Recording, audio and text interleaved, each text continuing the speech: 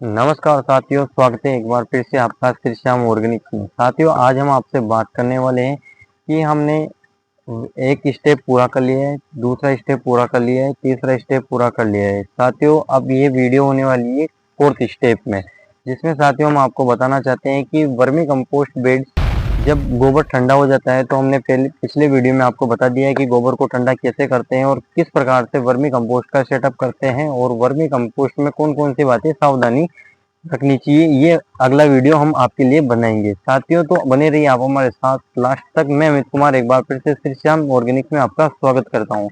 जी हाँ साथियों, आप देख रहे हैं श्री श्याम ऑर्गेनिक्स, जुड़े रहिए और ज़्यादा से ज़्यादा सभी किसान भाइयों तक ये वीडियो शेयर कर दीजिए, जिससे उन तक ये जानकारी पहुंच सके। साथियों, वर्मी कंपोस्ट बेड जब बनाते हैं तो गोबर को प्रॉपर तरीके से हमने ठंडा कर लिया। ठंडा करने के बाद में साथियों हम वर्मी कंपोस्ट के बेड में गोबर डालेंगे और कितने फीट का बेड होना चाहिए, कितनी उसकी ऊंचाई होनी चाहिए, कितनी उसकी चौड़ाई होनी चाहिए। तो साथियों हम विंडो मेथड में वर्मी कंपोस्टिंग के बेड बनाने वाले हैं, जिसमें साथियों वर्मी कंपोस्ट के बेड की लंबाई आप कितनी भी रख सकते हैं, आपके अनुसार, आपकी जितनी जगह है उसके अनुसार।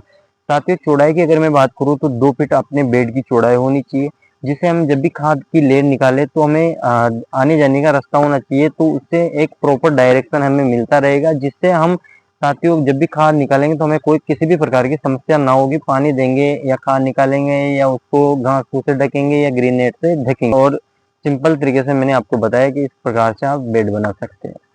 ऊंचाई की अगर मैं बात करता हूं तो वर्मी कंपोस्ट के बेड की ऊंचाई अपनी 1 से 1.5 फीट ऊंचाई होनी चाहिए। साथियों, गोबर में मीथेन गैस पाई जाती है, मैं आपको काफी बार बता चुका हूँ।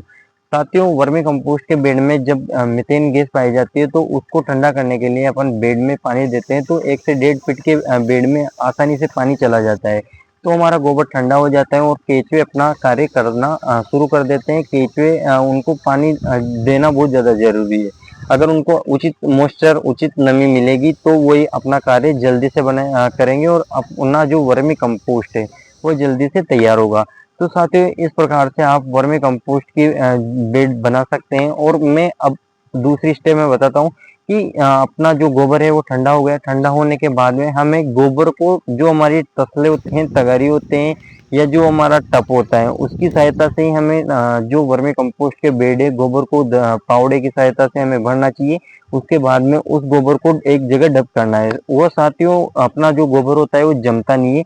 जम जाने के कारण भी कई किसान साथियों के हमें कमेंट आते हैं कि वो उनकी समस्या का कारण वो बताते हैं कि हमारे बेड में से खाद बन नहीं रही, बहुत टाइम लग रहा है। तो उसका कारण ये है कि जब आप वर्मी कंपोस्ट के बेड को बना देते हैं, बनाने के बाद उसमें पानी नहीं देते हैं तो आपका बेड टाइट हो जाता है। उसके कारण आपकी जो खाद है वो समय पर तैयार नहीं होती है। तो आपको तगारी की तसले की सहायता से आपको गोबर एक जगह डंप करना है, जिससे साथियों आपको जो बेड है वो टाइट नहीं होगा, वर्मी कंपोस्ट जल्दी तैयार होगा।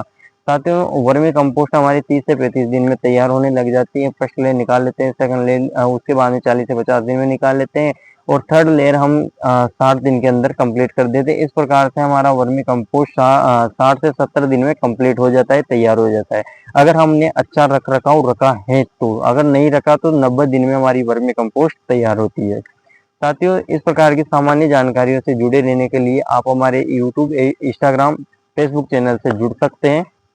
साथियों, इसी तरह से आप अपना वर्मी कंपोस्टिंग का कार्य कर सकते हैं, वर्मी कंपोस्ट बना सकते हैं। गोबर डालिए और वर्मी कंपोस्ट बेड बन जाएंगे। उसके बाद आपको केंचुआ छोड़ना है।